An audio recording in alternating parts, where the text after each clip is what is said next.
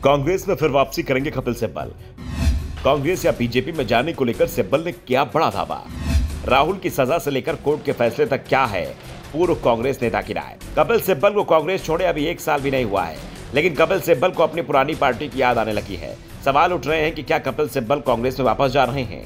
कांग्रेस में करीब 3 दशक तक राजनीति करने वाले कपिल सिब्बल ने पिछले साल अचानक कांग्रेस से इस्तीफा दे दिया था। उनके इस्तीफे की किसी को भनक तक नहीं लगी थी। जब सिब्बल यूपी से राज्यसभा के लिए निर्दलीय उम्मीदवार के तौर पर मैदान में उतरे तो सिब्बल ने कहा था कि वो 2 सप्ताह पहले ही कांग्रेस छोड़ चुके हैं। उन्होंने सोनिया गांधी को अपना इस्तीफा सौंप दिया है। साफ है, राज्यसभा टिकट न मिलने के चलते उन्होंने अपना इस्तीफा दिया था, लेकिन अब सिब्बल के फिर से कांग्रेस में लौटने की सुगबुगाहट चल रही है। इंदौर पहुंचे कपिल सिब्बल ने कहा कि मैंने कांग्रेस पार्टी भले छोड़ी है, लेकिन दिल से अभी भी कांग्रेसी हूं और कांग्रेस की विचारधारा से जुड़ा हूं। मैं राज्यसभा में निर्दलीय सांसद हूं, आगे सांसद रहूं या ना रहूं मेरे लिए ये कोई बड़ा विषय नहीं है, लेकिन जब तक शरीर में जान है तब तक बीजेपी में नहीं जाऊंगा। सिब्बल ने कहा कि आज सरकार ऐसे कदम उठा रही है जो पहले कभी नहीं उठाए गए। हर संस्थान पर सरकार कब्जा कर रही है। देश की सभी संस्थाओं की स्वतंत्रता पर कब्जा हो रहा है। अब तो संसद भी कैप्चर हो गई है। विपक्ष को बोलने नहीं दिया जाता। सिब्बल ने कहा, पिछली सरकारों में भी गलतियां हुई हैं, मगर मर्यादा की सीमा होती है। अब जैसा पहले नहीं हुआ। देश 2 हिस्सों में बटा है। जहां भाजपा की सरकारें हैं वहां ईडी सीबीआई के लिए दरवाजे बंद हैं। जहां सरकार में बीजेपी नहीं वहां पर ईडी की कार्रवाई हो रही है। अब तो पूर्व राज्यपाल को भी नोटिस दिए जा रहे हैं। न्यायपालिका को लेकर सिब्बल ने कहा कि कई बार ऐसे फैसले आते हैं जिनका कोई औचित्य नहीं है, आधार नहीं है। राहुल गांधी के मानहानि वाले मामले में सिब्बल ने कहा कि मैं कांग्रेस में नहीं हूं, लेकिन राहुल गांधी को लेकर जो फैसला आया वो हैरत भरा है। जिसकी मानहानि की बात है उन्होंने तो मुकदमा नहीं किया।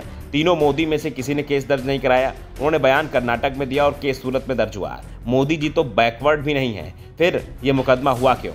जिन्होंने फैसला सुनाया उन्हें पता है कि 2 साल की सजा होगी तो सस्ता चली जाएगी। अदालतों को क्या हो रहा है? संविधान के ढांचे ही गिर जाएंगे तो देश का क्या होगा?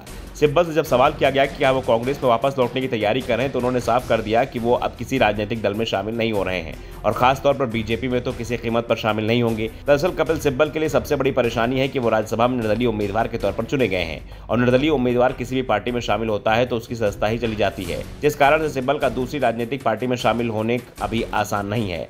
सिब्बल अभी 74 साल की उम्र पार कर चुके हैं और जब उनका कार्यकाल समाप्त होगा वो 80 साल के करीब होंगे।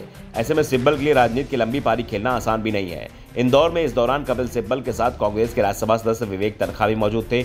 उनसे जब राहुल की सदस्यता और उनके वकील को लेकर सवाल किया गया तो तनखा ने कहा कि राहुल गांधी के वकील बहुत वरिष्ठ हैं। उन्होंने पारंपरिक शैली अपनाई, जिसमें सत्र न्यायालय के बाद उच्च न्यायालय और फिर सर्वोच्च न्यायालय में याचिका दायर होती है।